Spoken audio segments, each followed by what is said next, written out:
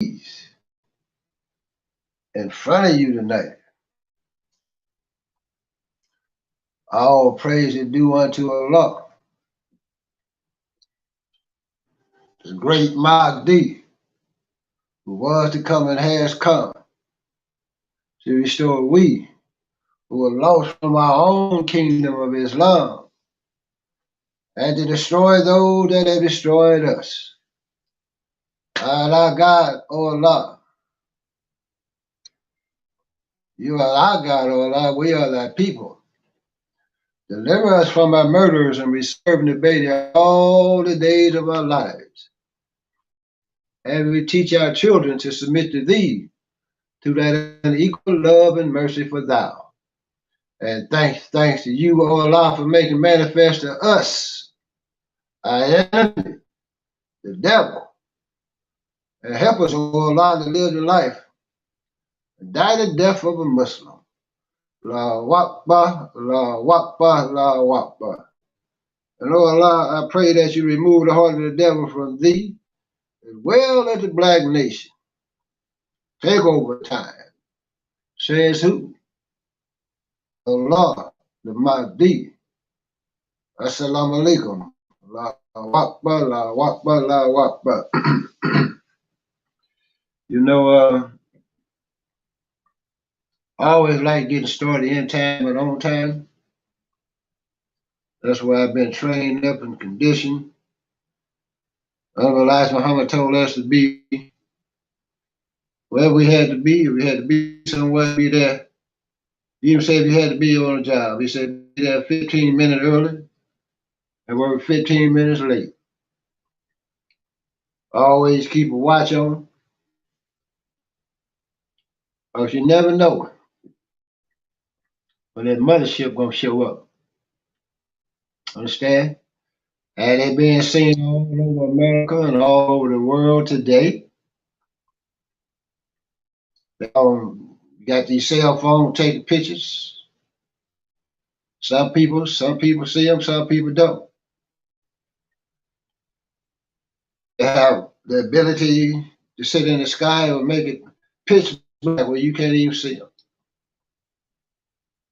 And I have seen the motherships and the baby ships many, many times. And I have seen, I guess you can call them a beam. I'll tell you this story.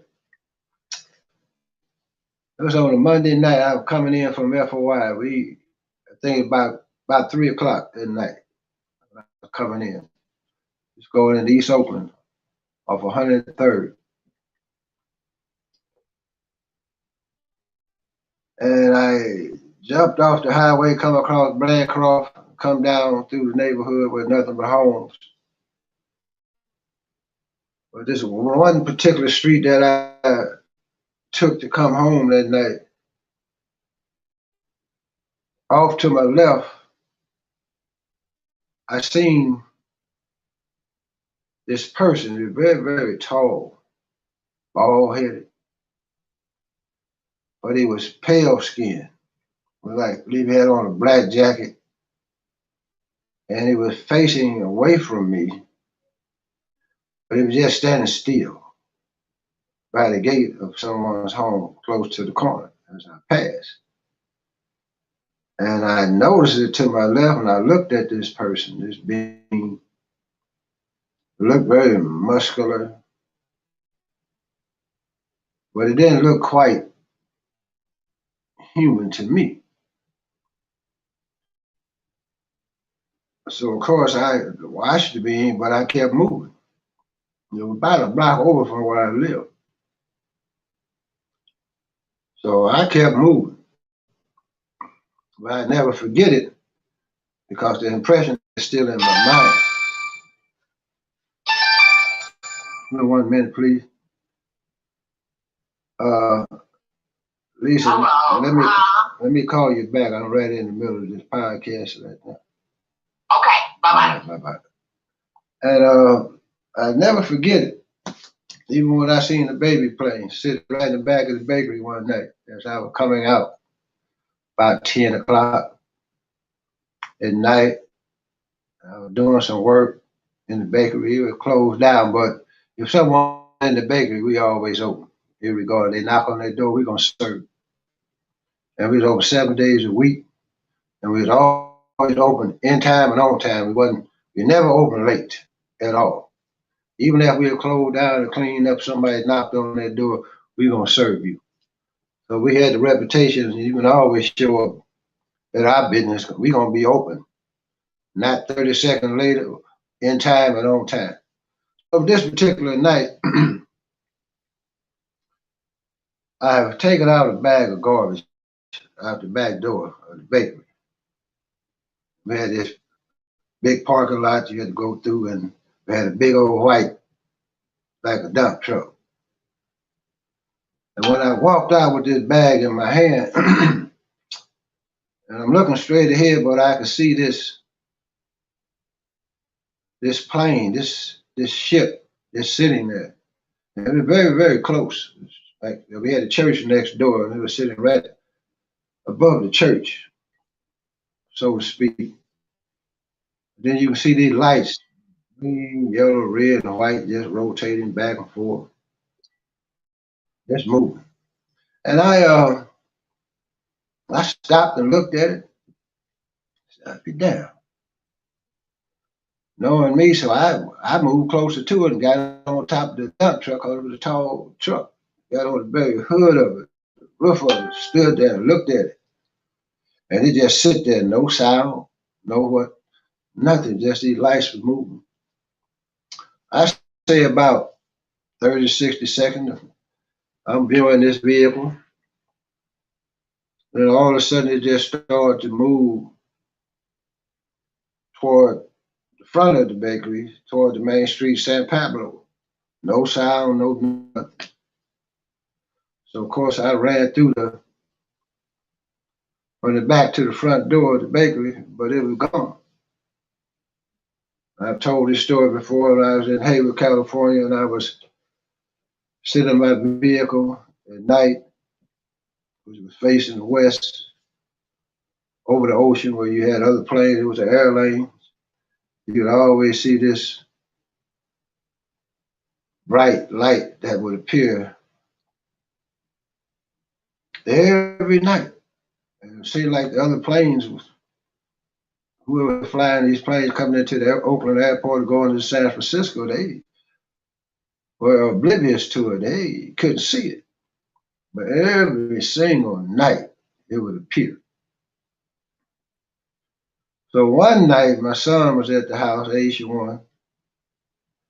He was sitting in the living room watching TV or something. So I get out my vehicle that night because it appeared. And I went in the house and look, age 1, look out the window. He looked out the window, he saw the same thing. I said, you see what I'm talking about? He said, yeah, I see it pop. Understand what I'm saying? So they're here.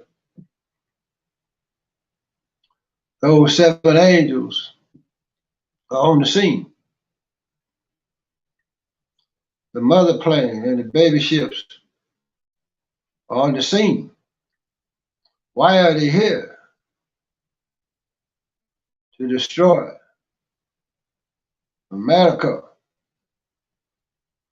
to destroy the evil, sinful, wicked, and accursed beasts.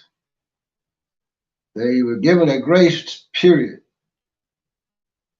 to see if they would change their mind on the way they treated God's people. But that time is up now because they have not changed, as you can see. They beating on the drums of war. They ready to go to the war with God himself. A great battle in the sky is taking place and soon will become full force. Honorable Elijah Muhammad said, they will go to war amongst themselves. The line on the battlefield has been drawn now. Some on the left, some on the right. He says some white people are so dissatisfied with their own people. They want to see them off the planet. You said there would be 3 million Caucasians that will help the black nation. He also said this: one day we shall be attacked. Talking about the nation. Talking about the black nation. And particularly say they will only be allowed to kill 300 of us. That's why I say, maybe I'm in that 300, I don't know, don't give a damn. Let's get it on. So the better. But Allah's mercy over the black nation, because we know we don't know. We sitting still, not making any preparations because the white man ain't told you to move. White boy Sean King put out something about how they had a meeting in Manhattan. White supremacists openly had a dinner, and some of the things that they had said, but he wanted you to go to Spotify to hear what he had to tell you about it. You understand? But we fear no one. We don't manufacture and produce any weapons, have any hospitals. At this point in time, we don't even grow our own food, provide food, clothing, and shelter for our own. The best we can do is sit on social media and push a damn button. The best we can do is sit there on social media and criticize others because we don't line up with their thinking or their understanding. And you all get into disrespecting, name calling, and all of these type of things, men and women. You understand? That's how backwards we are. That's how dead we are as a people when you have people come before you to bring you the truth, bring you the word, to give you the knowledge based on experience. Frontline soldiers, been behind enemy lines. But I always was taught this as a captain. If you ain't getting talked about as an officer, that means you ain't doing your job. So when y'all hit Popkeys, that means I'm on my job. I'm doing my job, period. I'm not here to appease anyone at all. I'm not here to be liked. I'm here to serve. Been a servant majority of my life. As a young man, even before I came into the teaching of the Honorable Muhammad, I was born with the truth in me. I was born fearless, and the brothers that I knew and grew up with, we all were one mind. We wanted to be free. We were not going to take abuse at the hands of these racist people. You wasn't going to beat us down. You wasn't going to shoot us down. You wasn't going to mistreat us and call it justice in America. This has been in my nature from day one. Allah put it in me. You understand? And he gave me some understanding to understand life, understand that what I saw in front of me as it related to my people, my parents, and the whole 9 yards. Never faulted to blame my parents for their shortcomings because I had some type of understanding of why things, or why they did things. You understand what I'm saying? I had one sister, when I say I would eat that meat, damn right I'm gonna eat that meat. You understand? Over and over again, because everybody gonna live. You understand? Say, well, you sound like you put women behind you. I ain't never had a woman in my life that was behind me, period. Well, I ain't never liked weak women, first and foremost. And hell, if I didn't watch my damn self, hell, they'd have been in front of me in most cases. Or we moved out that path of life together. You understand? So don't talk what you know. You understand what I'm saying? We went into the drug houses of America and took women out with their babies. We provided food, clothes, and shelter for women that had nowhere to go and gave them shelter without charge at all. I have taken women and went out on the ledge and brought them back down trying to commit suicide. Black women that were strung out and helped them rehabilitate themselves. They own the square to this day. You understand what I'm saying? Put our lives on the line for the black nation more than once and lost my freedom. Many times there wasn't nobody there at all. I had to sacrifice my family and go out into the fields and the streets of America and on the front line, pushing freedom, justice, and equality. I'm on a whole nother part of the country, my family, sitting in another state. You understand? So y'all can't tell me nothing about this at all. I'm not just talking that talk on social media. I am living this life to the fullest. They had some of my best people, my best friends, get murdered for standing up for freedom, justice, and equality. Not fighting for themselves, but fighting for the black nation. Going toe to toe with the forces of America. Toe to toe. Going to trials, facing jury trials. We're standing up for black people, opening up doors so they can have equal opportunities. You understand what I'm saying? Working in an organization where I brought a sense of stability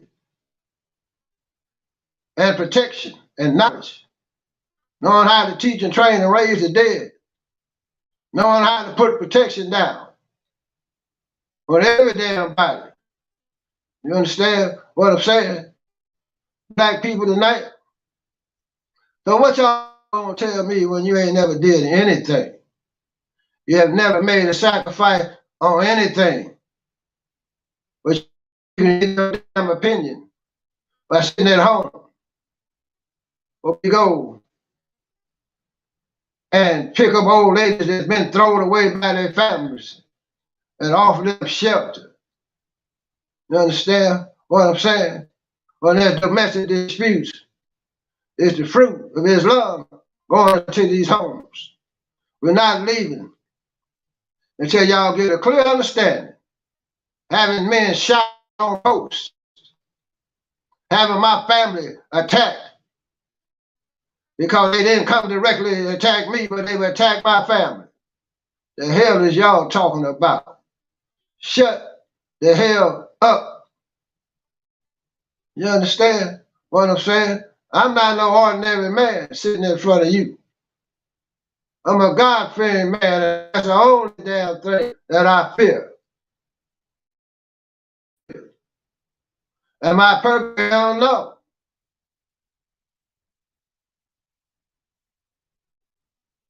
You know, I think back to the days when my mother passed. She was loved by her family. She wasn't thrown away.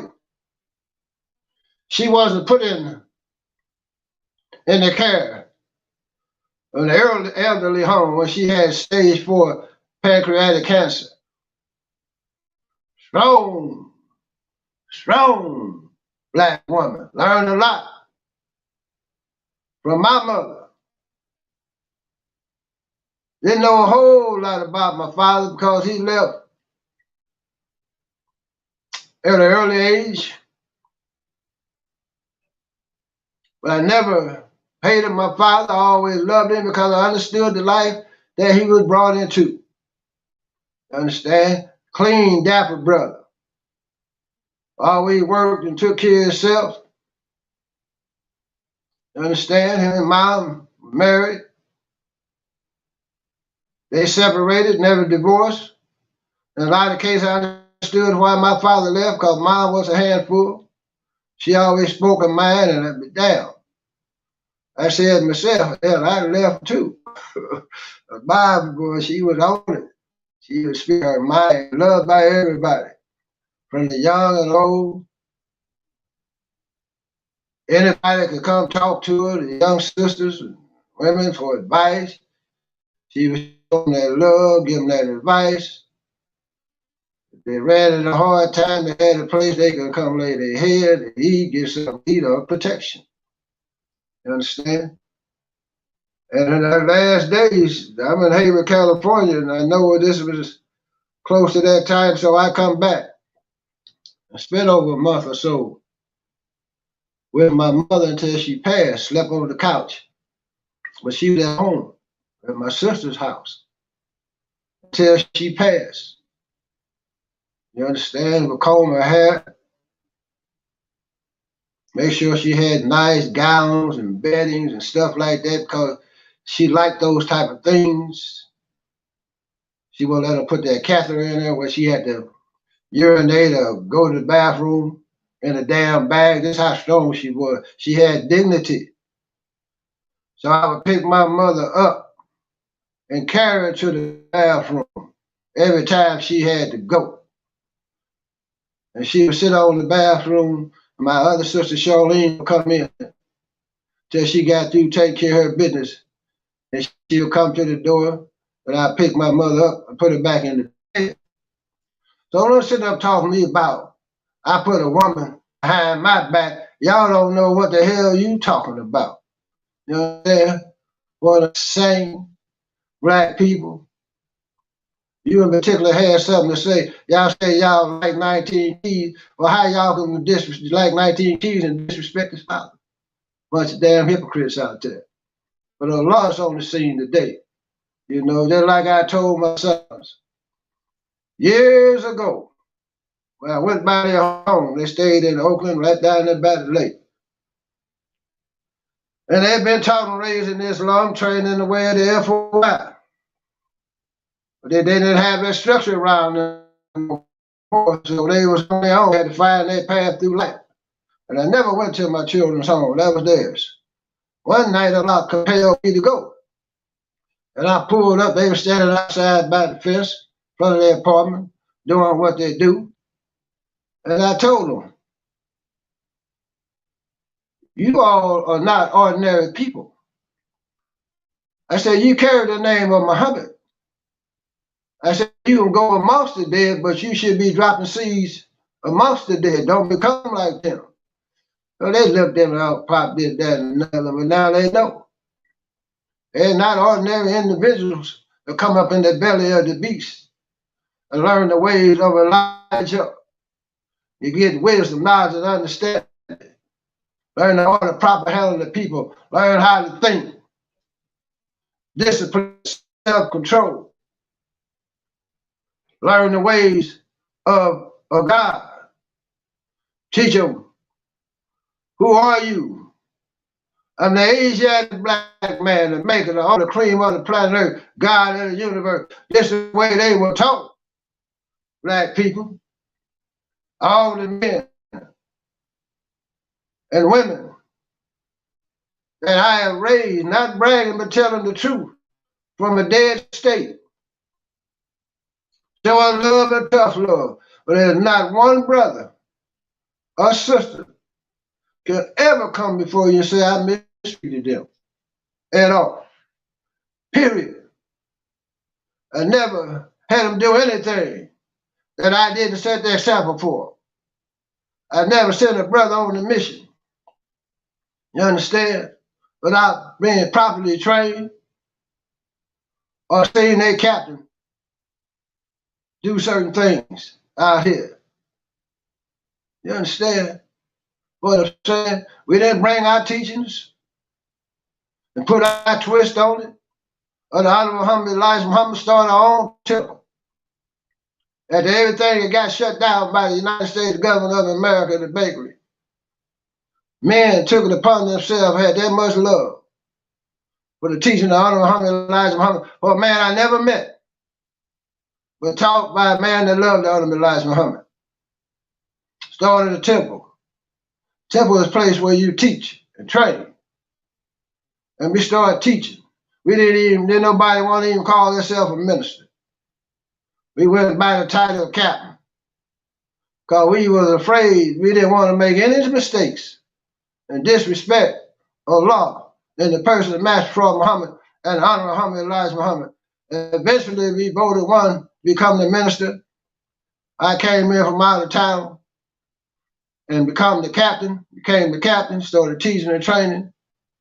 The men and women that came in, we had a sister captain, started teaching the brothers and sisters, started going after businesses. We weren't looking for any donation because the little donation you got, the brothers and sisters in Timber add about $20. Started opening up businesses, going after contracts, providing food, clothing, shelter for ourselves. Had 40, 50 people on the payroll. Never missed the payroll, not one time. Not one time. We was proud of that. Always kept our lights on. Always kept the same phone number all those years. Brothers out there carrying them straps, banging, murdering. We brought them into us, but they put the gun up,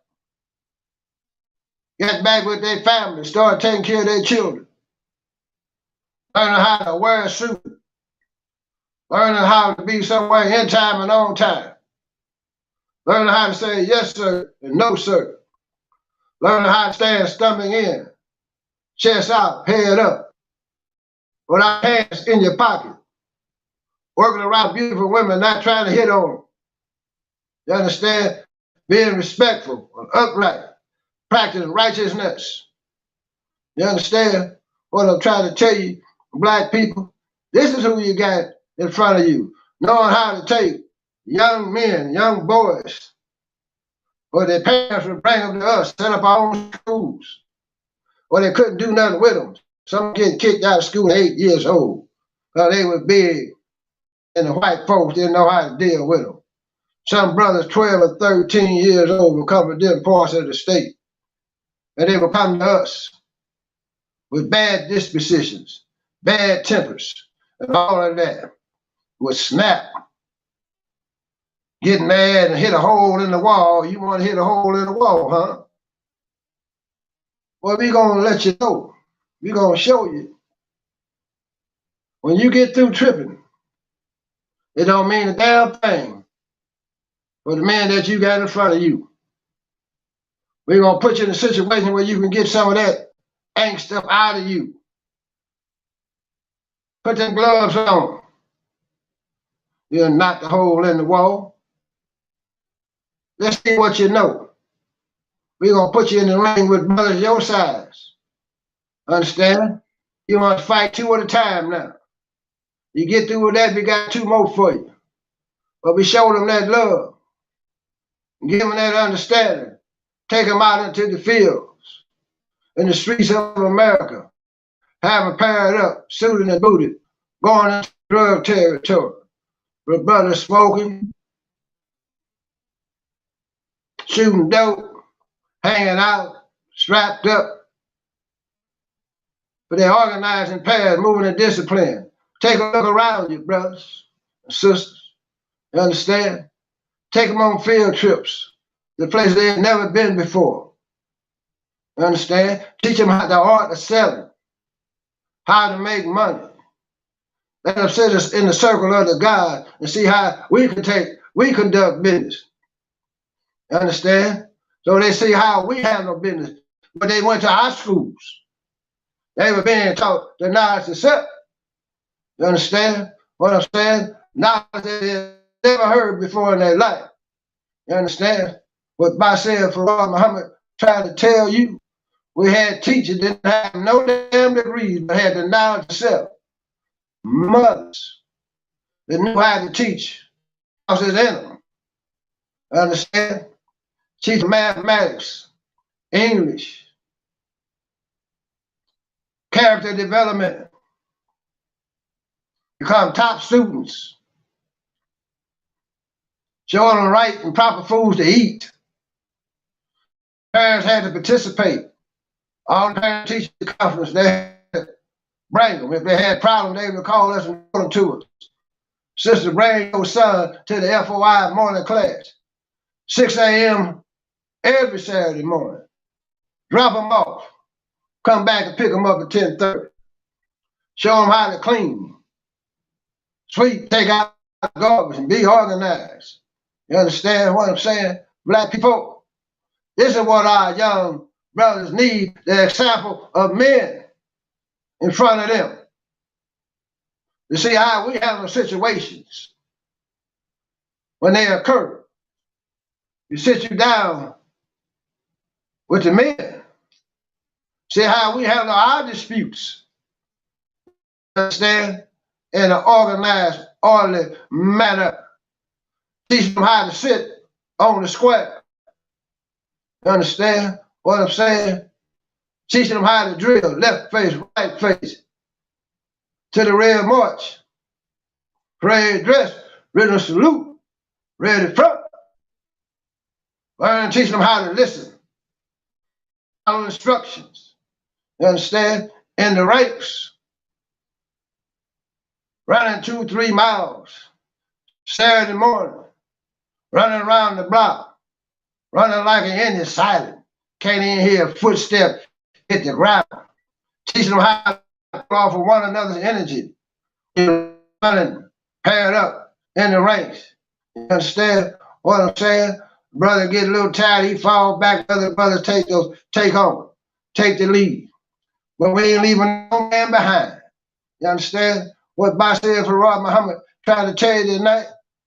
This is what our young men need. And young girls went to the MGT, GCC class. Understand?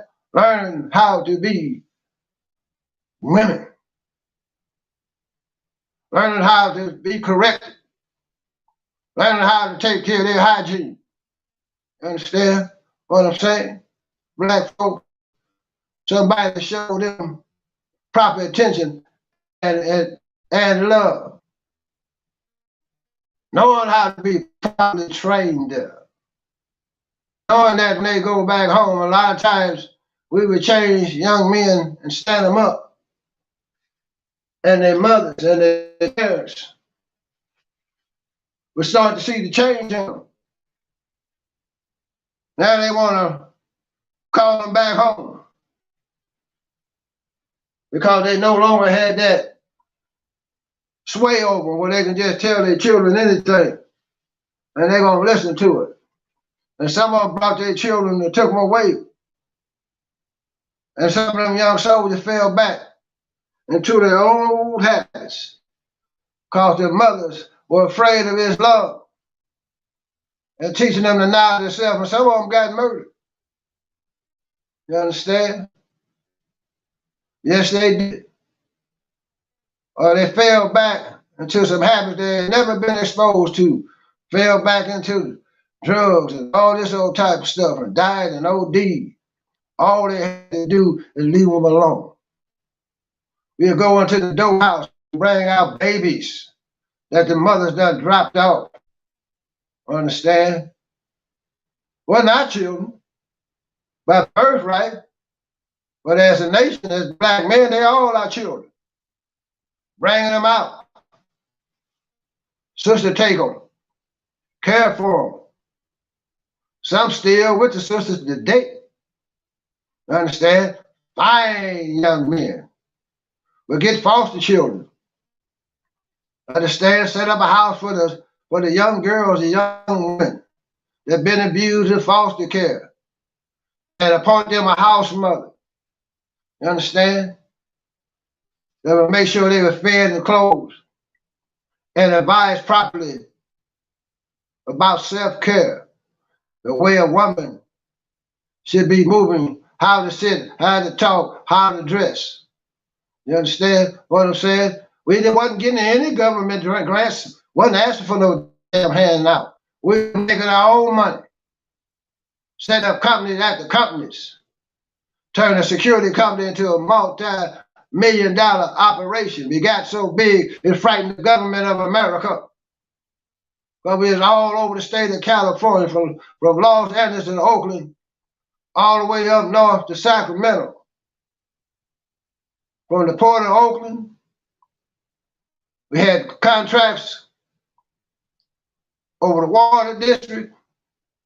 We had contracts all over Oakland, from Los Angeles to the projects in LA,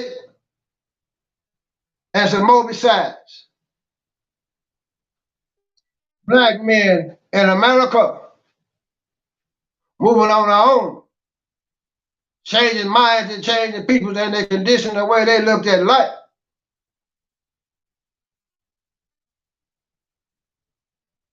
Got locked up for doing good because they want to see our people in the mud so they can control them. They don't want to see you raise our people up and stand them up. Sit in the jailhouse of America. Nobody come to your aid. You gonna tell me about us putting the women behind us when we had mothers that were locked up along with us? Some were the age of 70-something. Some had, excuse me, some had children at home. But now one of them faulted. Now one of them broke. Sitting in prison jailhouses of America for 8 or 9 months fighting cases. You understand what I'm saying? Black folks, and you look around, the sisters became the leaders of their dorm. Teaching the sisters out in the streets of America doing wrong, selling their body on drugs, didn't know nothing about taking care of their hygiene or nothing. And you looked around, they had control of the leadership on the woman's side. We sitting in the men's side. You understand? Pretty soon you looked around, they coming to Popkeys for advice. You understand what I'm saying? I'm reading and studying, being an upright example. Of course you're gonna get tested. I'm waiting on the test. You understand? Racist guards, and you had black men that were guards worse than white folks. You understand what I'm trying to say? But hell, they let me the hell alone. When they do the shakedowns, come and tap everybody's cell. They didn't do me like that. Because I had my sheet, I had the minor corners on my bed, floor shining, everything clean. I'm up late at night studying. You understand? Everybody out there watching TV, hell, I ain't got time for no TV. You understand? Make sure I had a little money on the books. Guards talking crazy. I'm looking at dead in the eye, showing no fear. You understand what I'm saying? They tell me to the face. You understand? When I got released, they said, well, we're glad you didn't cause no trouble. Understand? Well, you didn't give me none. You know what I'm saying? So don't tell me nothing, black folks, when it comes to this. Understand?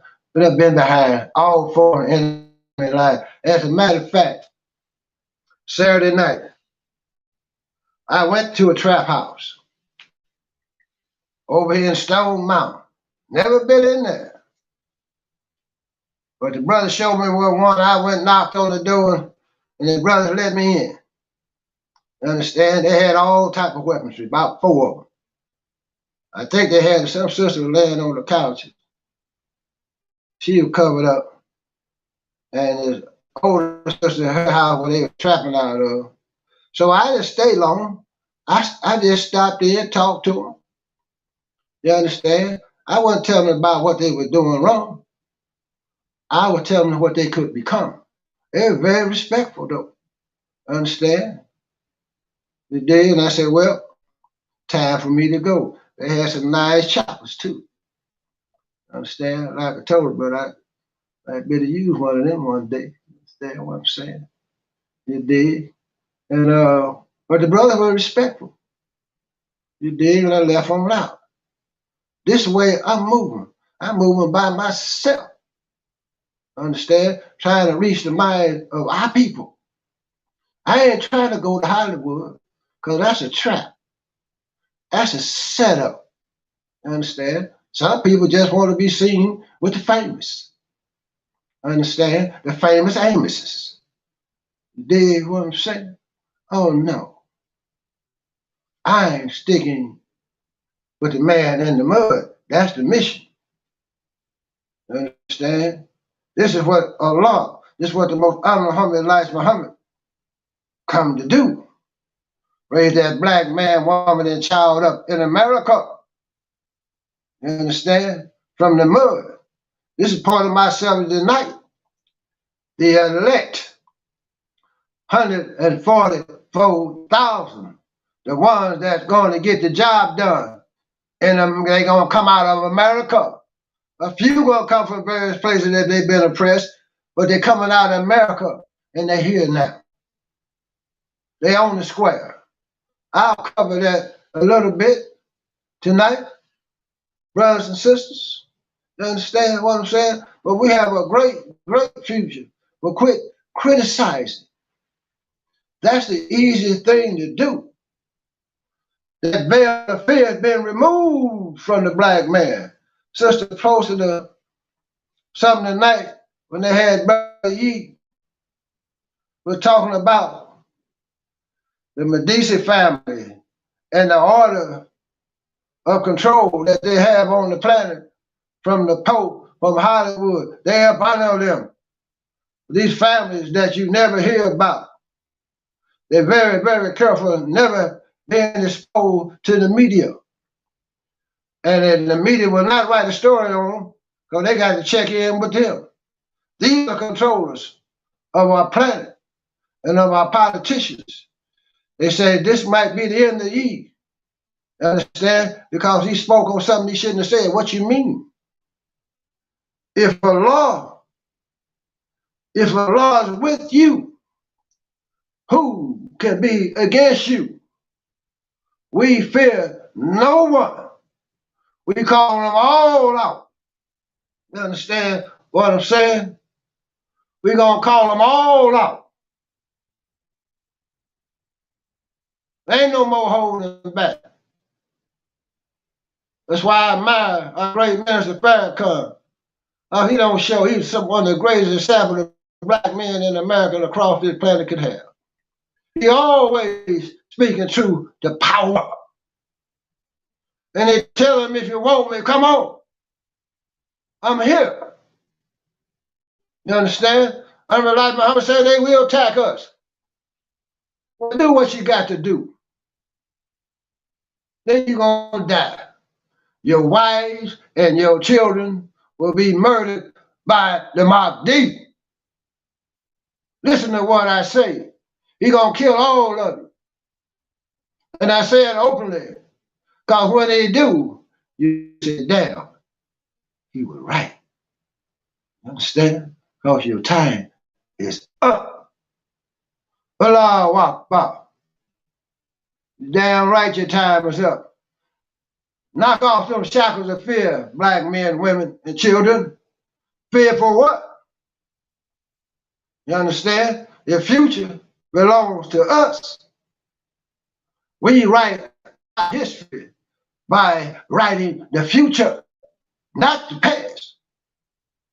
The history of the original nation, history is the future. That's how we write our history. You understand what I'm saying? So let me go on into my subject.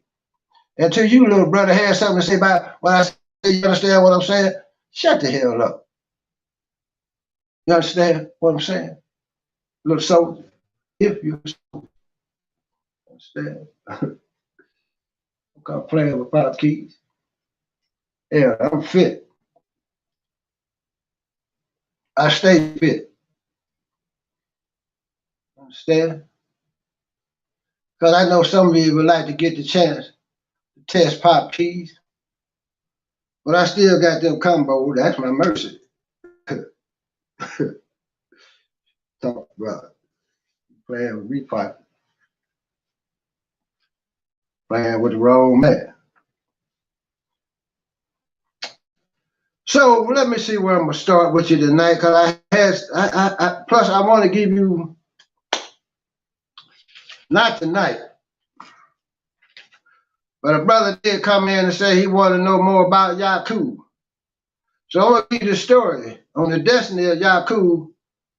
I already got the subject down. More than likely next week, I'm gonna tell you a little bit of Yakub's growth as he grew up as a child. I'm gonna tell you about the wife that he married. Understand? Now how he was very well liked as a young child, because he stayed mostly to himself. He's more introverted. He went into his own thoughts and realized that in the original man, which had never been exposed in the black nation, there was an evil germ. You understand? And he wanted to bring it out to the world. But one thing I would like to remind people, Yakub is gone, but he's the God of this world. And also, those 59,999, you still got them amongst the black nation right now. Forgot about them, right? They don't quite look like us. That's why you can see the picture sometimes of the so-called black nobles over there in Europe, where the Pope is kissing the feet or the foot of these black people. Who are they? It's the question you should be asking. But that's a story for another time. Understand? Black folks.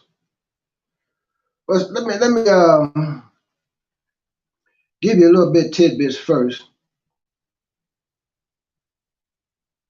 It says that I always like to teach them something about our children, because it's so important that we start teaching and training them and give them the proper knowledge. See, it's more than putting our children in boarding homes and keeping them away from their parents and having them exercise and get up at a certain time. Then when you turn them loose and send them back home, they fall right back into the same behavior. Our children got to be taught that they gods. You got to teach them the knowledge of self first and foremost. And you got to give those examples. But we'll deal with that another time. But it said on my tidbits, it said in our time, our children, education was not taught as children are taught today. They were not incarcerated in classrooms for hours on end, being denied the natural physical movement that all children crave, and freedom to roam free for miles. This is the way we used to do our children. We'd take them out to the park, Forest Park, wherever, and I just let them go. They can run as far as they can run, long as I had them in eyesight and I get to them in time, run. Understand? Well, they'll try, can get 5 feet. Come here and all that. No. Stretch out. I want you to explore. I want you to adventure. Understand? Because the further you go, the more you learn about yourself and your abilities. Not putting fear in them. That was not taught in our home. Listen. Their education was not an intellectual indoctrination that today's education truly is. All our children are being indoctrinated to serve who? Master. Character development is so important.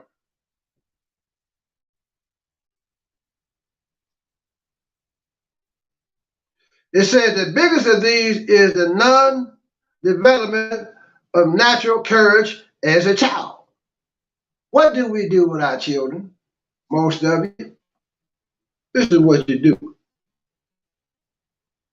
So many children are raised in the conditions of fear. They are taught to fear strangers, to fear their own parents. A lot of parents put fear in their children, want to fear them, to fear the dark, and even their own fantasies that come from their imaginations.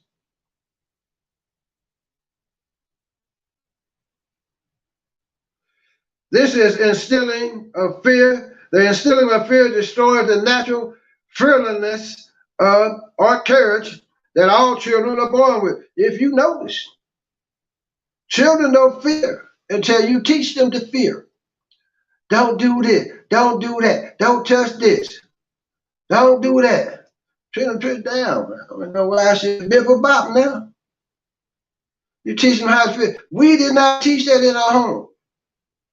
You understand what I'm saying? Black folks, we didn't teach them about no devil, about some damn scary movie, or trying to instill fear in them.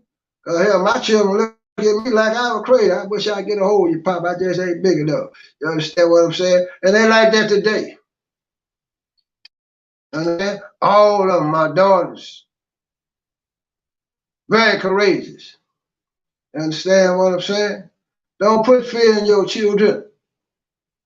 Don't teach them to fear the police. Don't teach them to fear the white man. Don't teach them to fear you. You understand? Encourage them. You understand? To be fearless. But give them understanding. Give them proper guidance. You understand? Know how to let your children go and be adventurous. You be their protector. But give them that, take them off that lease. Y'all got your children scared to go out the house now. Worrying about the damn police. You damn right. I'm gonna eat that piece of meat. But I'm coming back where I can feed my family. You understand? Because I had the strength enough to venture out and go hunt. Bring back some food without being highly emotional, highly feminized, thinking like a man. Because I know my abilities to get the job done. And my woman is not going to be crying about me eating that because she know what I'm going to do. She wise enough. That's why she with me. Understand? To know I'm going to get the job done. Allah Akbar. It said,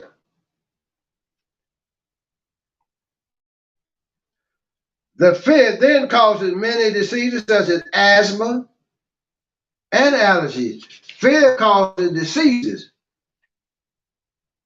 Neglecting the development of self in children warps their character and results in a myriad of diseases.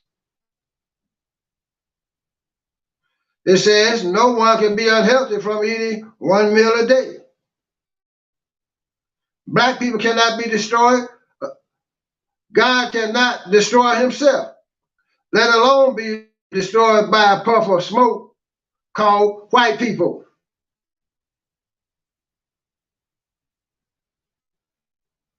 It says, does proper food have feminine and masculine energy is the question. It says civilization is always taught. It can never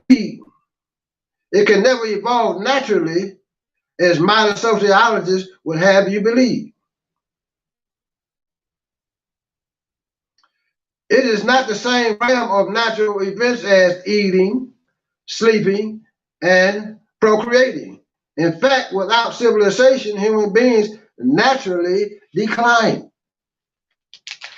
Understand what I'm trying to tell you, black folks? Tonight, we have to teach civilization to the human family. We're always trying to teach a higher level of understanding on how to move on our planet. But something else I want to give you, and I'm going to go into the Black Root Science on exercising on hearing the inner guide that is within us. This is where we all going wrong at, though, Black folks. We hear that God voice in us, but we don't obey.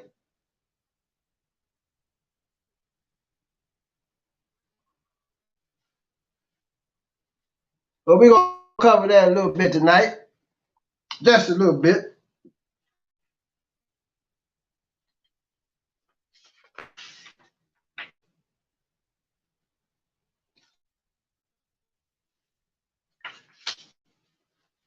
Let me find the page here.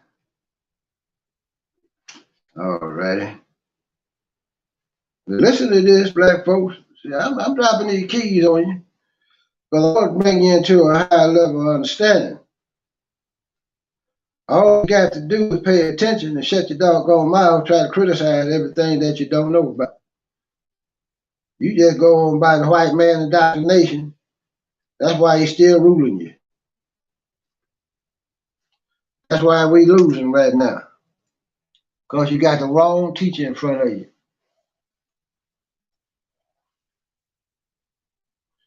It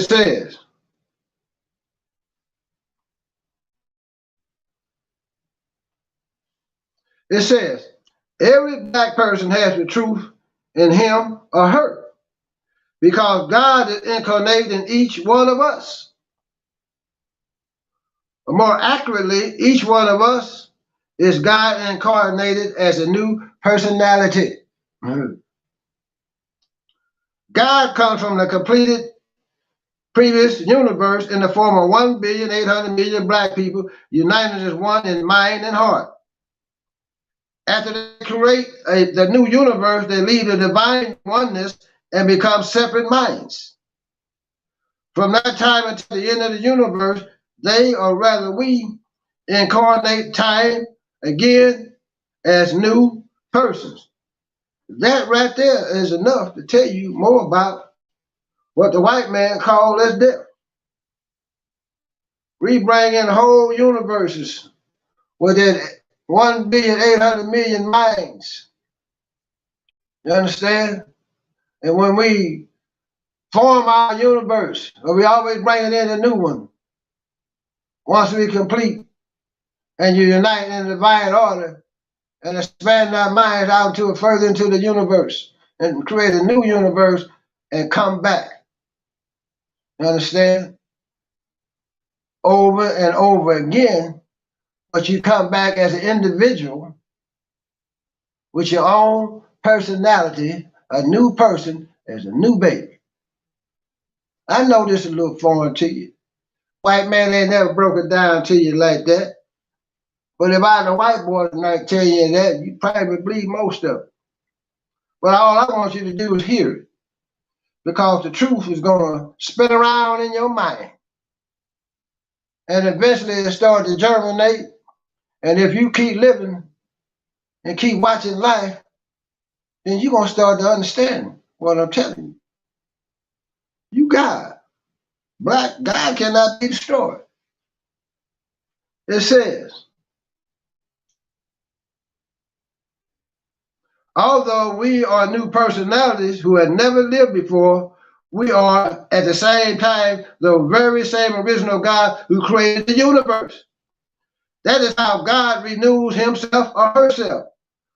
God is a brand new baby who has never existed before. Listen. But is simultaneously the oldest person there is who has always existed and is with ageless wisdom. Listen. The ageless, the eternal self that incarnated in us is called our first self. One of the original 1,800,000,000 guys.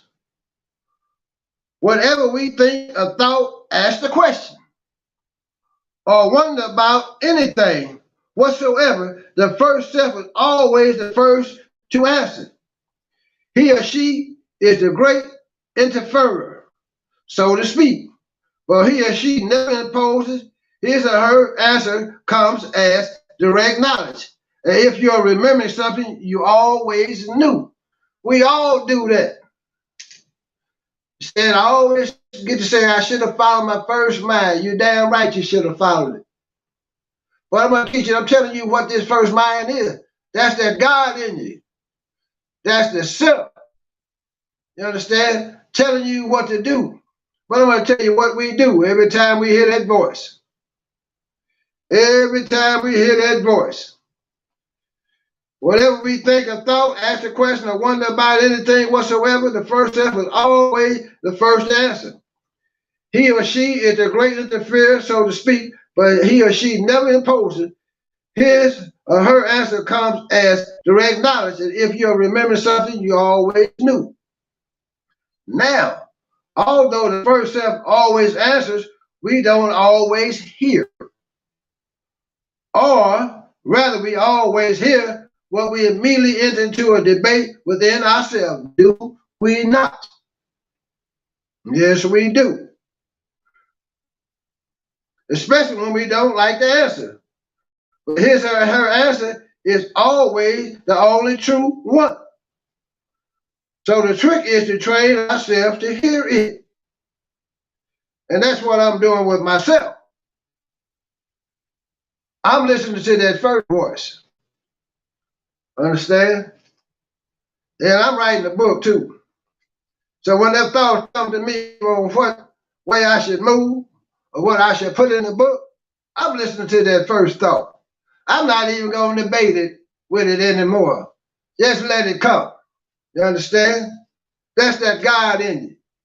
That's that God I'm listening to. Because that old slinking devil will creep up in your mind and have you debating with the God within. Allahu Akbar.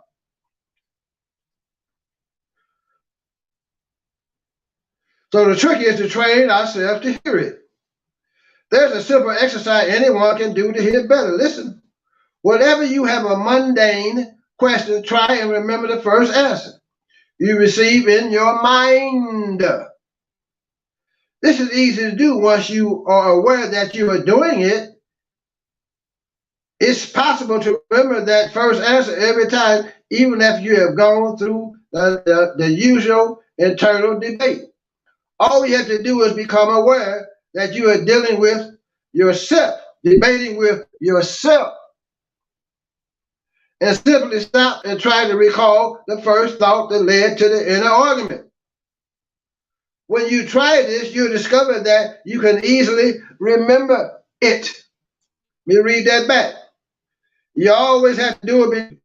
All you have to do is become aware that you're debating with yourself and simply stop and try to recall the first thought that leads to the inner argument. When you try this, you discover that you can easily remember it. It isn't important when you try this. It's important when you try this exercise to start with mundane questions, never serious issues. By mundane, I mean things like, what should I wear today? Is the question. What should I have for breakfast or dinner? What movie should I go see? And so on. After a few weeks, you'll be able to stop and remember the first answer to your question before you start debating within. In a few months, listen, brothers and sisters. You'll discover to your surprise that you even receive answers concerning knowledge you thought you never knew at all. Even ancestral knowledge. This is how you connect to the ancestors. You understand? Black folks. This is how you draw that knowledge from that one mind in the universe. It's already in you. You just got to listen when it comes out. Listen. This exercise is most effective when one does not dwell on it and turn it into a chore. Do it once or twice a day. Whenever you remember, it will pick up its own momentum effortlessly, and the long-term results will be quite surprising. Oh yes. Remember this. Remember this well, black people. This is inner knowledge. This is God-like knowledge that exists within you. The white man ain't told you how to tap into yourself. You understand? We always debating, always trying to bury that first thought to come into our mind and go with the wrong damn answer every time. When the thought changes to go right, you end up going left. Understand what I'm saying? No. Listen to the God that was in. You're a God anyway. So listen to yourself, God. But if you don't believe you're God, hell, you're going to listen to the wrong voice every time. They're like Brother Samad said on high level conversation. He said, what's a king to a God? And what's a God to a non-believer? Allah Akbar. Think on that. If you're a non-believer, you ain't going to listen to God within you. You're going to go wrong every damn time. But I'm not going to hold you long tonight either. I'm going to go into the elect 144,000 just a little bit, and it might shut you down. Depends on how Allah moving tonight. So my words coming out of my mouth are not my words. I ask Allah to speak for me, because I know not a damn thing. It's just a privilege to strive to be that vessel so Allah can speak to his people. You and I. That's why I like reading instead of verbalizing everything, because I want to get everything right and exact. You understand what I'm trying to say, black folks? Even when we open up our temple, we didn't just get up there and start running off at the mouth. No, we went word for word straight from the books that the Honorable Muhammad left us, because we didn't want to give no incorrect information to those that were believers, or those that weren't believers were striving to come into this knowledge. So no one can say we made up any damn thing. You understand what I'm saying? Because we were not there to play with the teachings of the most honorable Muhammad and the Mahdi, Master Fard Muhammad, who came himself. Allah came in the person of Master Fard Muhammad. So we weren't taking that chance, playing with the words of God. Hell no. We had that fear of Allah in us. It says,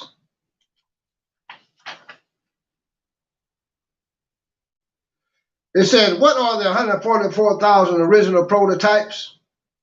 Listen. They are the 144,000 part of the black person's character. Listen. They include courage, wisdom, goodness, strength, grace, honesty, authority, gentleness, abundance, beauty, friendliness, uniqueness, humor, and many, many more, totaling 144,000. The vast majority of the parts or aspects of character do not have names in the English language, because English is a bastard language. Hell, I have a hard time with it. They're trying to speak it some damn time, pronounce it sometimes. Understand what I'm saying? In the original language, every aspect has two names, one for the animals and one for the plants. One original plant and one original animal were created for each aspect of our character. Listen. So every aspect of black person's character is represented by a plant or an animal.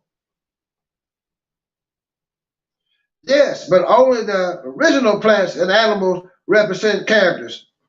All the other millions of species develop from these original prototypes. It said a prototype is a preliminary model of something from which other forms are developed or copied. Right, people? What about the body of the black person? How was it created is the question. Listen, originally, 144,000 characters were united as one character, and it had a form. That form is the body of the black man and woman. Let me run that right back. What about the body of the black person? How was it created? Originally, 144,000 characters were united as one character, and it had a form. That form is the body of a black man and woman. The two bodies differ because while many of the aspects are neutral, listen, a large number of them are more masculine, and the same number are more feminine. Although both men and women have all 144,000 characteristics within them. And that the aspects were united as one in the human body, they were then separated into 144,000 individual parts. And each plant was giving a form. These forms became the original plants and animals. What are these prototype plants and animals? They are in the. He said, where are these prototype plants and animals? Listen. See, everything has not been exposed in this world and brought forth, as long as the pale-skinned man rules. They had to be kept back. But the question is, where are these prototypes, plants and animals? They are in custody of the 144,000 judges. They were, yes, and they will be again soon. They are temporarily removed to a safe place for a cycle, meaning a time. When the present cycle comes to an end, they will be returned to their original place. So when this white boy or this Yakub grafted devil, this period of rule of the evil one is taken off our planet,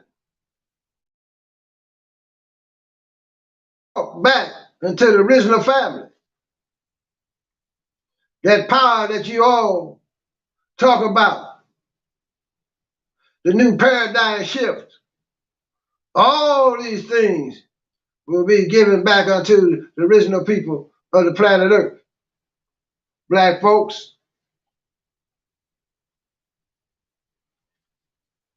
oh yes, they will. Take over time.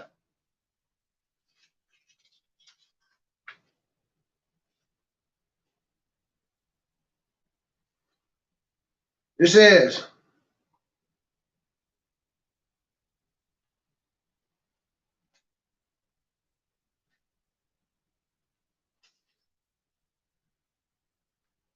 one second here.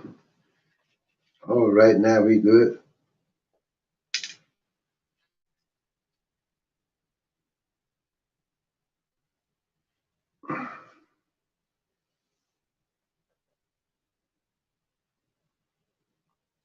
It says, the black person is the architect, designer of all his situations and experience. We conceived our present world situation many eons ago. We knew this was coming and executed a plan necessary to bring it about. At the same time, we conceived a plan to bring it to an end. And that plan is in progress. There's a problem and there is an answer, always. We have the power to bring it to an end just as we had the power to bring it about. Two conditions were laid down as being required to end this cycle. The first is that the black population should reach the number equal to the original gods, which is 1,800,000,000. Now, that condition has been fulfilled or will be in a few more years. That condition has been fulfilled, black people.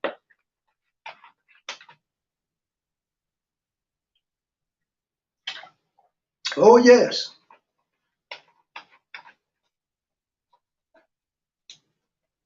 That's why you are feeling the change within inside of you. That's why you know something going on, but you don't have enough knowledge to process it and bring it into understanding to know what's really taking place. Right in front of your face. That's why I'm bringing you this knowledge. Well, eventually you will process and bring an understanding why you feel the way you feel. Why you starting to think and start looking for that light in the darkness, in the wilderness of North America. The change is coming. That change is here. Listen. The second but primary condition is that there will be a group of 144,000 people who will form the foundation for a new what? A new society. Every new society starts with the basic minimum, which becomes the foundation stone for the new temple. That's why black people quit looking for everybody to get on board at one time. It don't work that way. All we need to do is develop that foundation. The foundation has been laid. That black stone that sits in Mecca, that they walk around 7 times.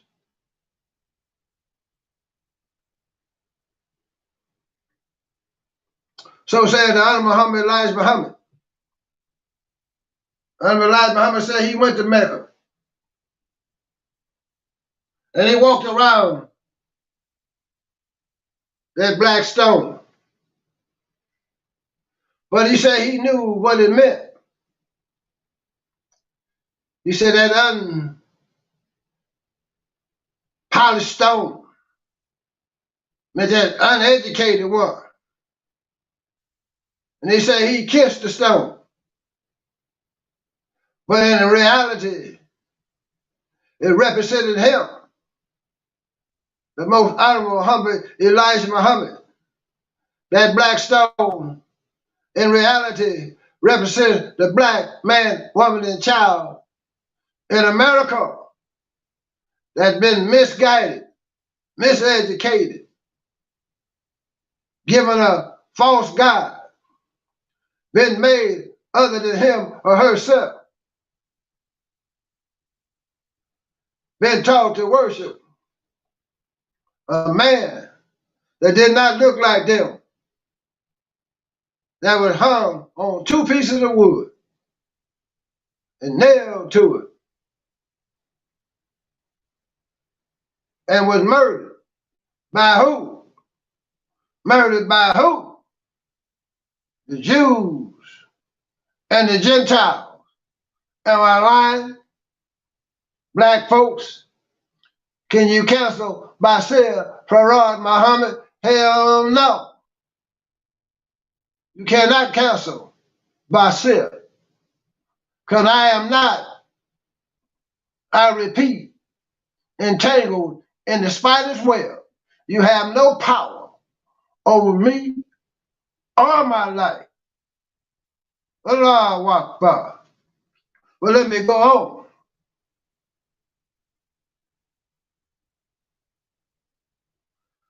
To us, biblical language, or as Bob Marley used to sing it, they are the stone that the builders refuse, and shall be the head cornerstone.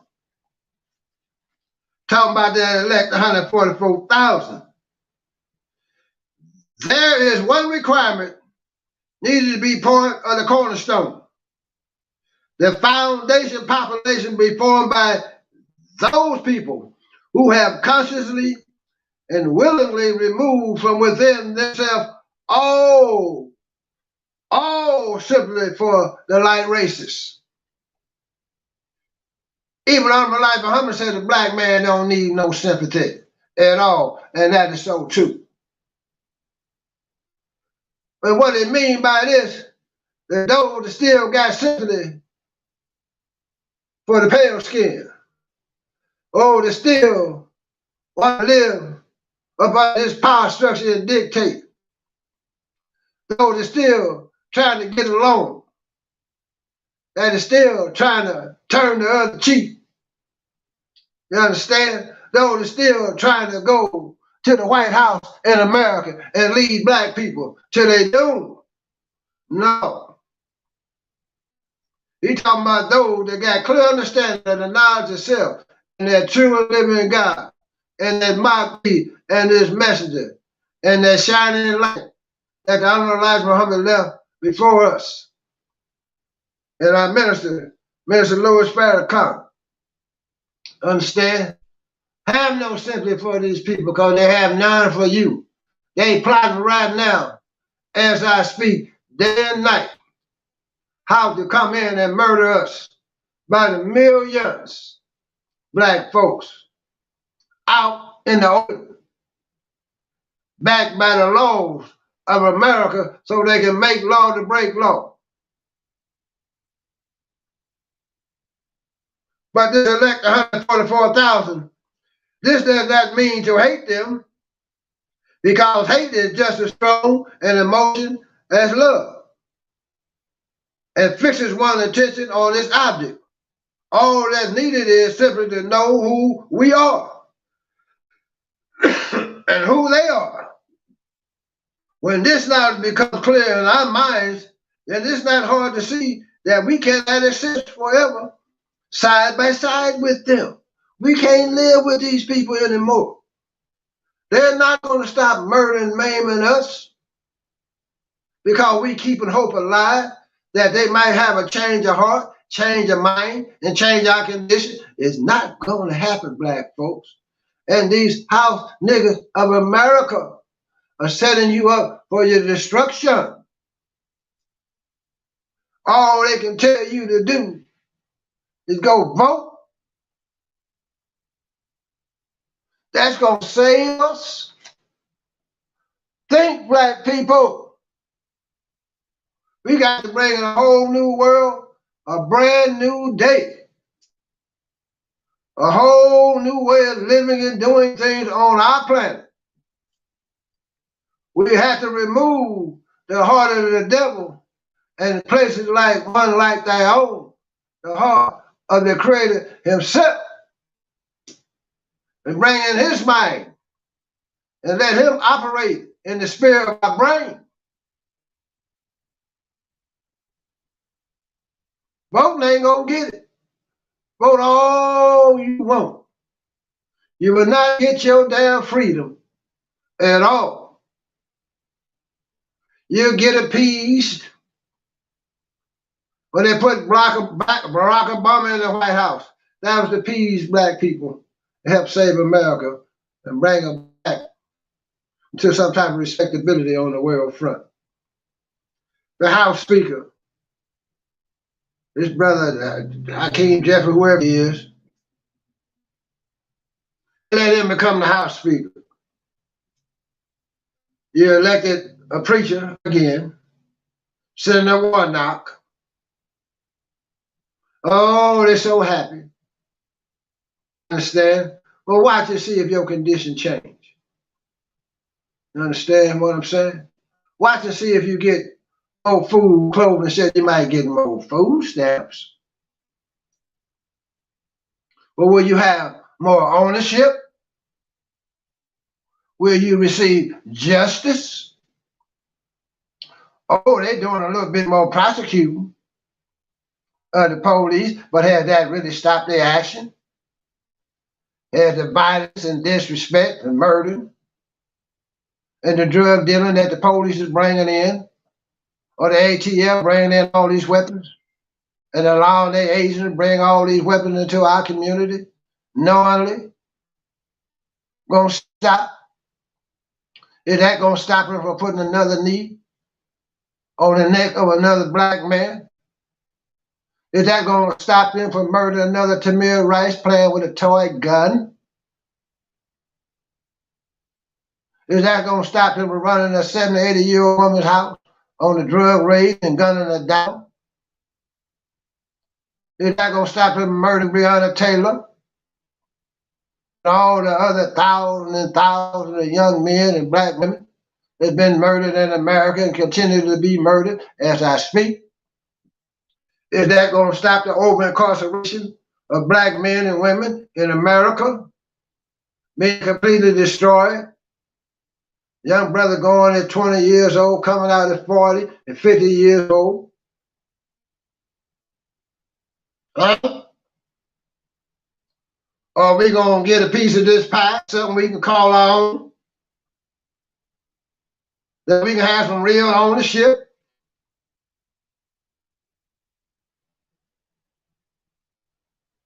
Huh? Ask yourself the question.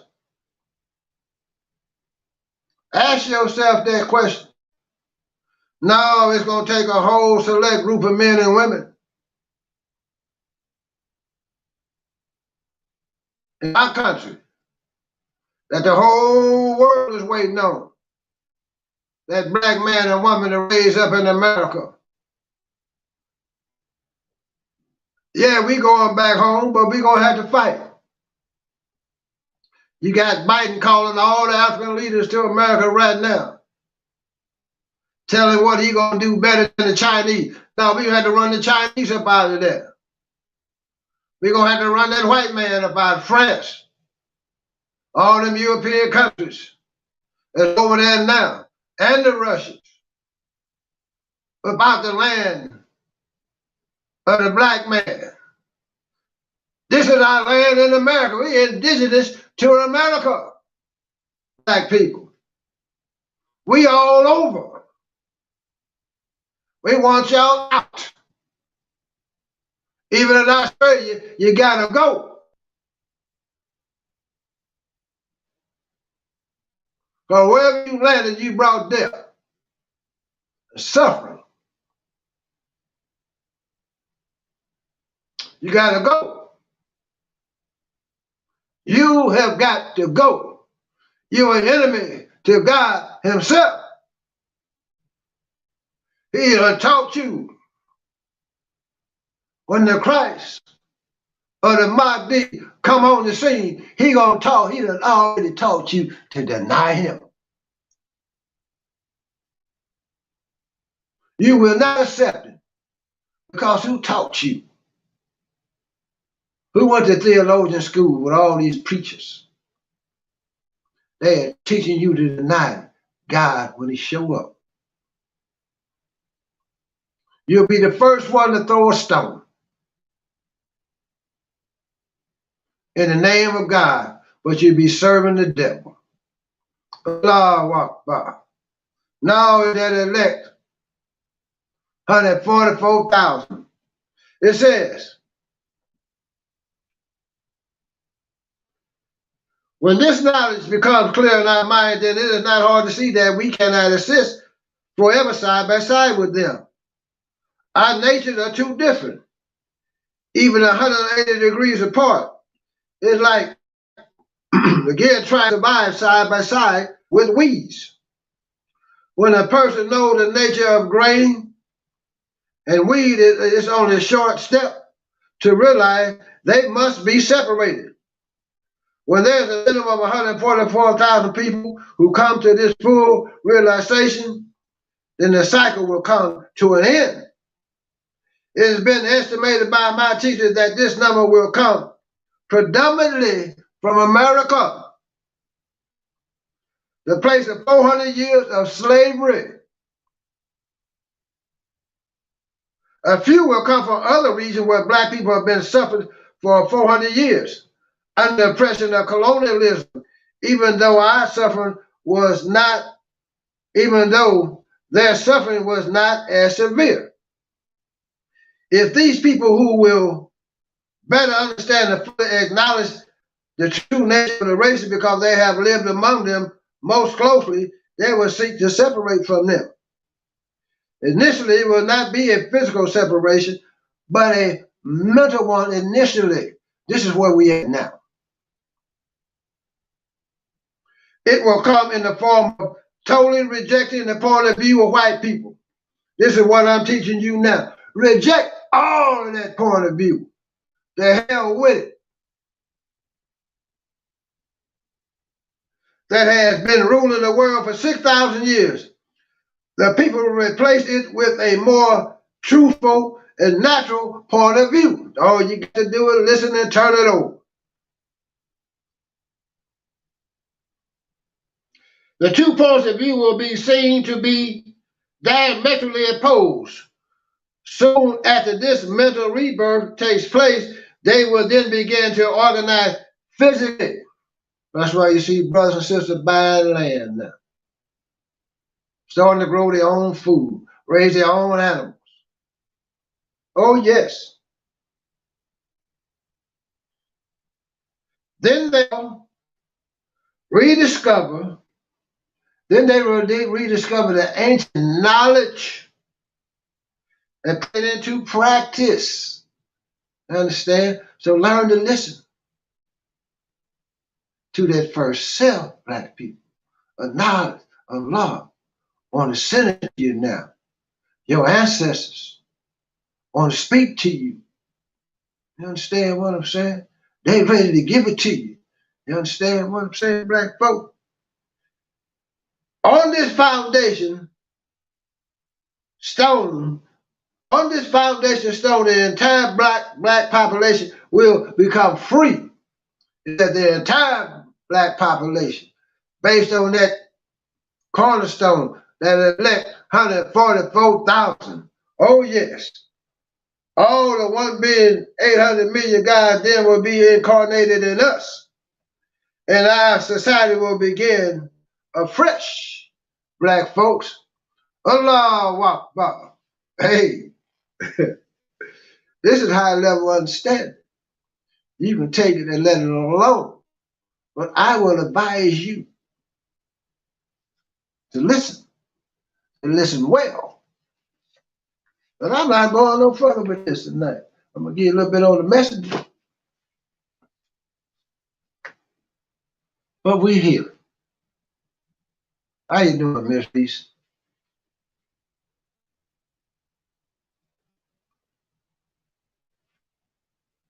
We are here.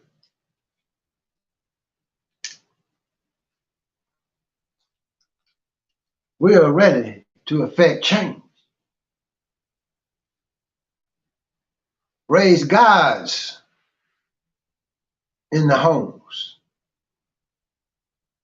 I am so proud to say all my children are soldiers for Allah, the Mahdi. I mean all of them, from my daughters to my sons. Understand? And I want to make sure we don't miss the gap. And what I mean by that, all my grandbabies. Understand? And the best way to teach them now is to be that example of God's in front of them. So all they would know is to grow up and be a God. Righteous, upright, fearless, courageous on this planet. Take over time, black folks. It's our time. I sit before you as a man that's totally free. You understand? And I'm one of the only men that I know, talking like a man, not beholden to no one but God Himself, the Mahdi. That's all I need. I've been tried and tested and true. I've been sitting in the cage of America all by myself. Not distressed, not depressed, not afraid. Because I know I was serving. And I know Allah had me because He told me so in my mind. You understand what I'm saying? Been through the valley of the shadow of death. And will continue to walk in it without no fear. And if He take my life, so shall it be. You understand what I'm saying? Black folks? This is the way we got to move, black man. Teach your families. Protect your homes. Protect your community. Don't get rocked back to sleep because them white boys are going to attack again. They're going to walk up in your supermarket and gun you down while y'all running around here so happy looking for a damn Christmas tree. You understand what I'm saying? I see poor black folks up in the store looking for some Christmas goods for their children. Barely got a decent pair of shoes on their own damn feet. Trying to buy their children some little toys out of Family Dollar, all that old cheap ass stuff. Understand what I'm saying? Now, brother, soldier up. Stay aware. Stay aware. Stay vigilant. Stay militant. Get fit. Train up. You see them crackers riding in our neighborhood on the hunt. Disappear their butts. Understand what I'm saying? Be like Jimmy Hoffa. They still looking for that crack. Understand what I'm saying? Know where your enemy lay his head. Learn their meeting spots. Put surveillance on their butt when they have their big meetings. Take down their license plate number. Run a check on them. Understand what I'm saying? They easy to put a towel on, a tail on, because they in the open. Understand what I'm saying? So when they hit one of us, we knock off 10. Off the top. All over America, if need be. Yeah, I'm talking that talk. Hell, they all over social media talking that talk. What they gonna do to us? Well, I'm telling you what we gonna do back to you, buddy. You understand? And I ain't scared to say it. Because the white man already know my makeup. He already know how I think as it relates to him. You understand? That's why he done hit us so many times. But we like that drop of water, we gonna keep coming. And coming and coming. So when you're riding, always play your mirrors. You understand? Make sure you ain't being followed. You dig what I'm saying? Black man, black woman, be careful in your cars. That's when you're most vulnerable. Get in them and move out. Don't be sitting in them. Get in them and move out. Know how to drive. So you can't get boxed in when you're walking down the streets. Walk on the side of the street where you can see what's coming. Understand? Be able to have good eyesight where you can see people sitting in their cars before you get there and how to respond. Teach your children how to deal with their open enemy. Understand? In a military fashion. Yes, sir. No, sir. Make no further movements. Ask you, can you reach for the, sir, please reach in my glove compartment to get my license or my insurance paper. Sit your hands on the steering wheel. Don't go back and forth with them devils. You understand what I'm saying? Because they ain't used to you talking to them in the military manner. They used to you getting all niggly, agitated, and emotional. You understand? Brother, answer your own damn door at night. Don't have your woman answering the door. Don't have your children answering the door. Know what's sitting in your neighborhood. Get up sometime at night. If you hear something, get up. Take a look around. Sometimes just get up and sit still. See if anything moving. Brothers, sisters, you understand what I'm saying? Black folks, teach your children if you deal with weapons how to handle them. Take them to the range. Break them down, blindfold them, pull them back together. Know how to go into a situation and don't leave no DNA at all. You dig what I'm saying? And if you have to do something, tell no one. Don't even tell it to the wind. Understand? If you get stopped, assert your rights immediately. Talk to no one at all. Ask for an attorney. Or in some situations, you can ask for their supervisor. They have to send one out. In a lot of cases, you might be a little bit more level-headed. In some cases, they're not. You understand what I'm trying to tell you? A cracker tried to come to my house one night when I was in Oakland and take my baby, Yusuf. And I'm about 5 or 6, and I got hit in the head when we shut down the drug houses over there. We had an apartment. And Yusuf wasn't used to all that, but he rolled up out of there and bust somebody's head. One day out there on the parking lot, they was playing, and them same Negroes got nerve to call the police, come to my house at 10 o'clock at night, talking about taking my baby. You done lost your damn mind, punk. You ain't taking my child up out of my house. Understand? I called Dr. Ben, told him, brother, I'm getting ready to pop this cracker. He got my strap, and I'm at my screen door. It's locked. I ain't open shit. You ain't coming in without dying. Period. Looking straight in his eye. You better call your damn shift commander. That's what he did. So the shift commander come in. He's a little more reasonable because he knew my reputation. And said, what you do this, bring him down to somewhere, juvenile or something. All we do is do the paperwork, we send it back home. I said, that sounds like a reasonable deal to me, and that's what we did. Nothing became of it. But you think as a man, you're going to take my child up out of my house and put him up under arrest in your car? You know, lost your damn mind. That's not going to happen. I'm popping you, shooting dead in your damn head, and anything else come up them damn steps. You might get me, but one damn thing you'll know. You understand? Soldier in, soldier out. And my children will know that their father died protecting them like a man should. Won't have me crying on no damn TV, along with my damn woman. So the woman I know, she gonna say kill them all. Anyway, they mother.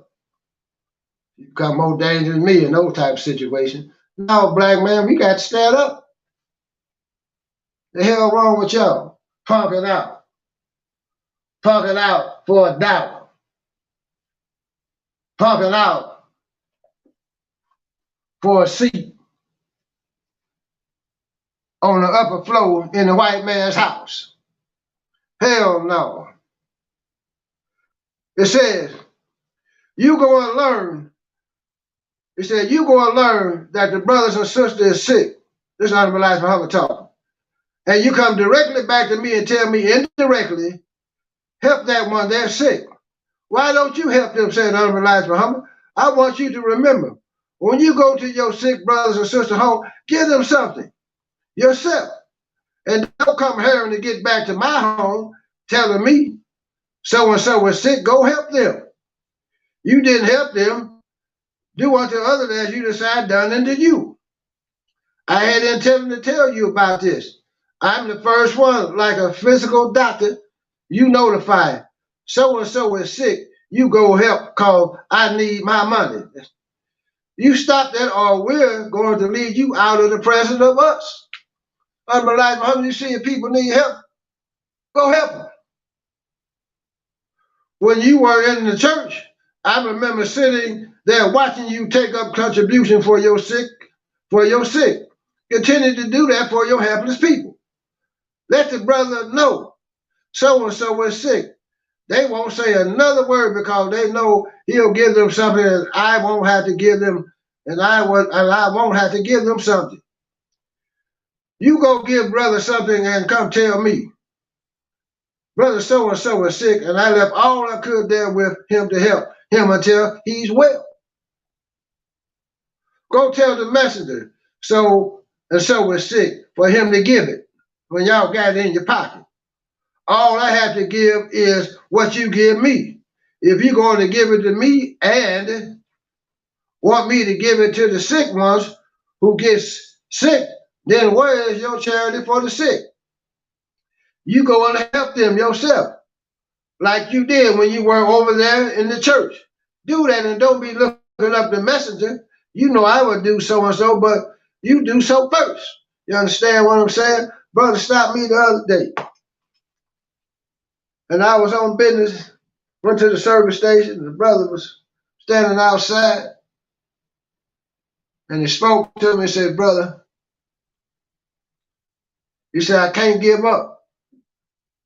He said, man, I got my family in the hotel, my wife and 2 sons, but we home. He said, I ain't got nothing. He said, I work, man, every day. I do the temp service, get paid every day. They trying to live in the hotel. He said, man, we ain't got nothing to eat. Understand? And I looked at the brother. You know, I smell a little liquor on his voice, the eyes a little red. But I know the brother was sincere. And I do this all the time. I said, brother, so when I put this gas in my truck, you walk on over there to McDonald's, I'm gonna drive over there, and he did.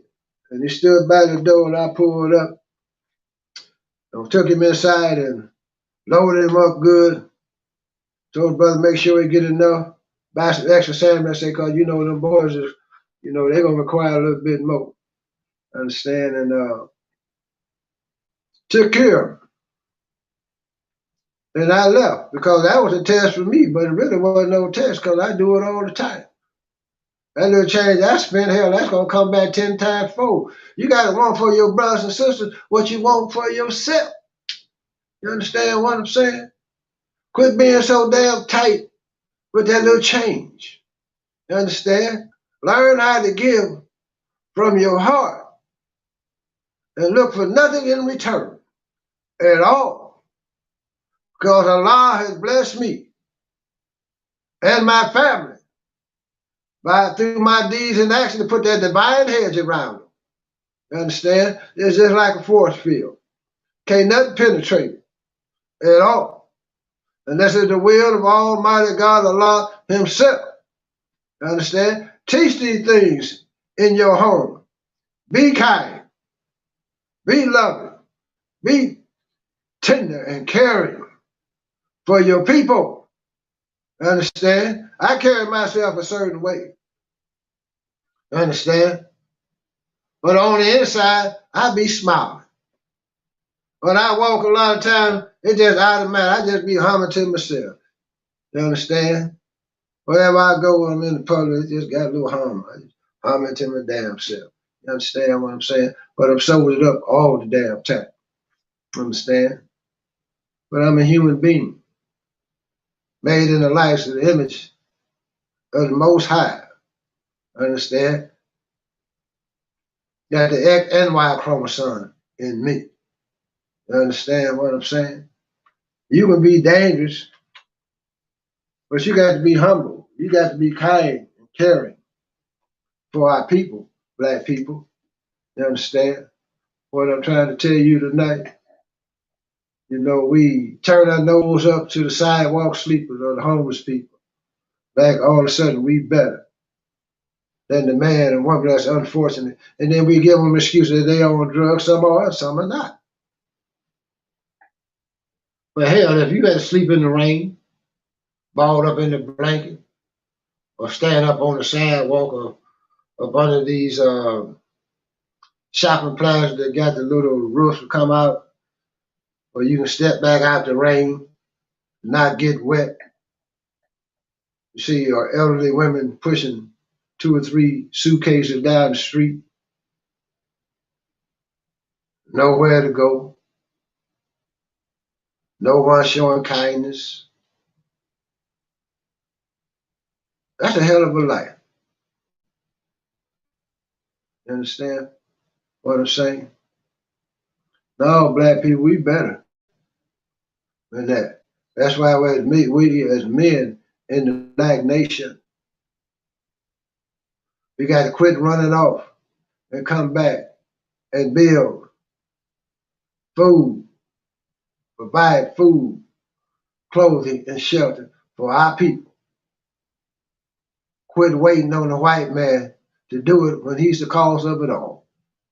It's not mathematics. It does not add up whatsoever. Quit doing something looking for anything in return. You dig what I'm trying to tell you? Black folks, give from the heart. Black man, you provider, protector, and maintainer. Let's get on our job then. Let's get on our general orders. Start walking our posts in a perfect manner. Always being on the alert, black man, black woman. Set up your own schools. Teach and train our people in the proper way. Don't let money be the reason. Understand? Let's tap in with one another. Let's exchange knowledge with those that know can advise you on how to do things and get the best results. Each one, teach one. Get on your discipline. Again, black man. Again, black woman. Where is your vision for the black nation? Not for America, but where is your vision for the black nation? Where is it at? Take y'all 100 damn years to come up with a damn vision for yourself? Huh? Where is it? Do you have one? Everything that you see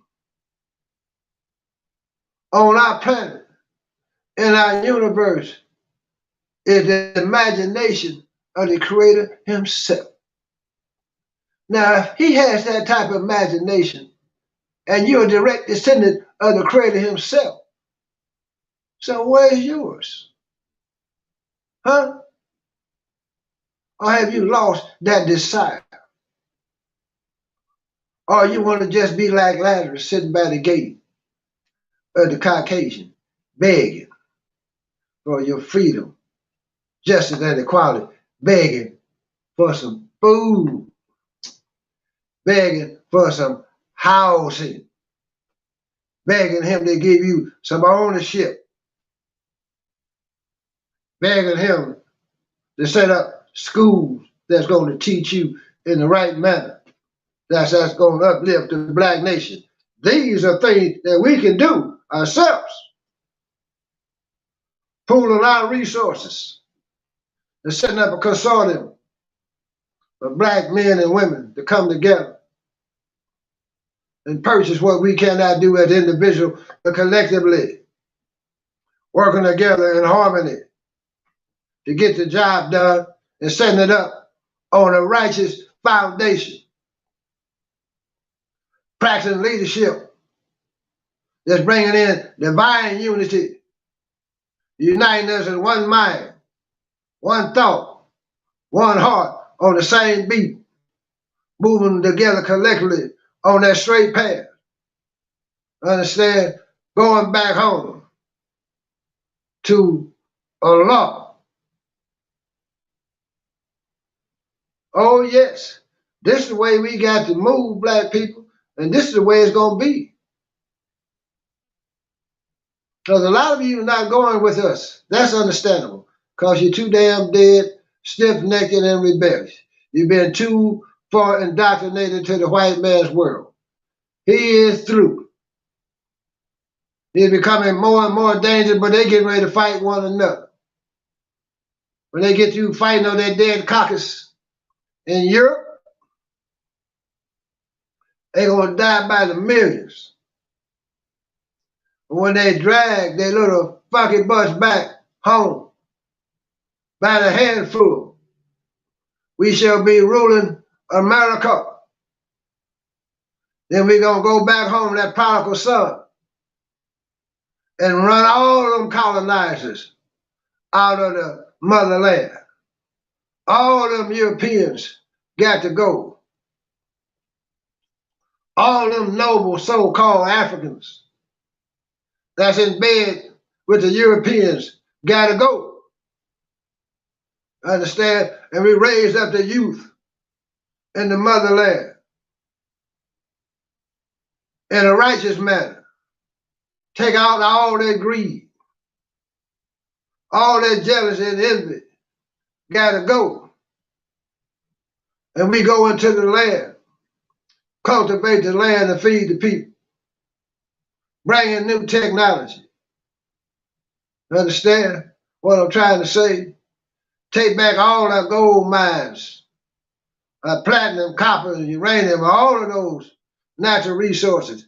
Come back up under the umbrella of the black nation. Everybody will be able to have some ownership and some land. Everybody should be able to eat. But we'll develop a protocol where we share and contribute and work together in harmony amongst the black nation. No white folks allowed. You understand what I'm saying? When we have culture and refinement and develop a high level of civilization, a brand new day, a brand new world is on its way, black folks. So as I come before you, I'm going to leave you with divine great greeting words of peace and assalamu alaikum.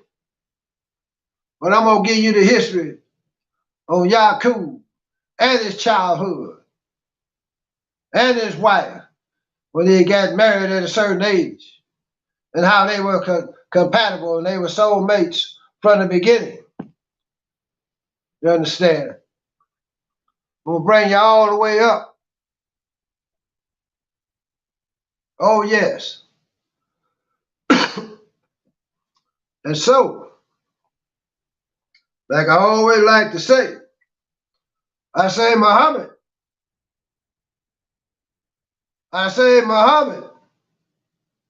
I say Muhammad got the devil on the run. That's right. Run, devil, run. Up, 2, 3, 4. Yeah, he on the run. Allahu Akbar. When I bring my hand down like that, that's my sword. Because I got the devil neck sitting right there. So whenever I bring it down, I'm chopping the neck of the devil off. Allahu Akbar. Assalamu alaikum, black people, black family, black nation, black gods of the universe. Up, you mighty nation, accomplish what you will. Allahu Akbar. Good night. Sleep well and be safe. Understand? Stay away from those shiny objects. And don't you brothers get tricked now by Hollywood. Brothers, y'all know who I'm talking to too. Don't let them trick you with that shiny thing.